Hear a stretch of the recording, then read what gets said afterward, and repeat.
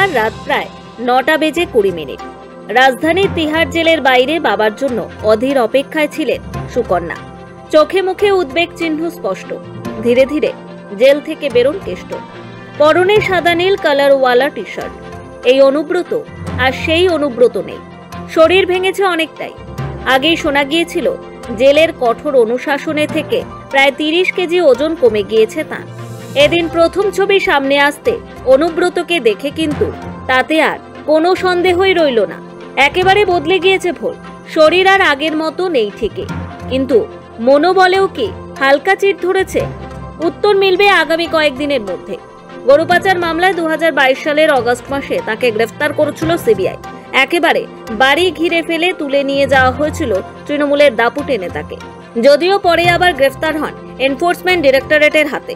তারপর থেকে ২ বছরের বেশি সময় জেলে। সিবিআই এর কেসে গত জুলাই মাসে জামিন পেয়েও গিয়েছিলেন, কিন্তু জেল মুক্তি হয়নি। ইডির কেসে সদ্য জামিন পেয়েছেন অনুব্রত, তাতেই শেষ পর্যন্ত জেল মুক্তি।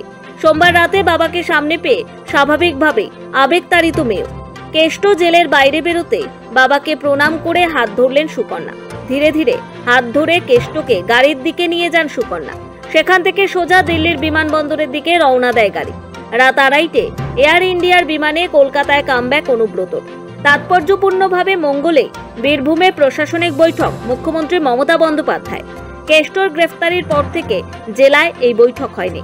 মঙ্গলের মিটিংয়ে বীরভূমের তৃণমূল সভাপতি হাজির থাকেন কিনা সেদিকে সকলেরই নজর থাকবে।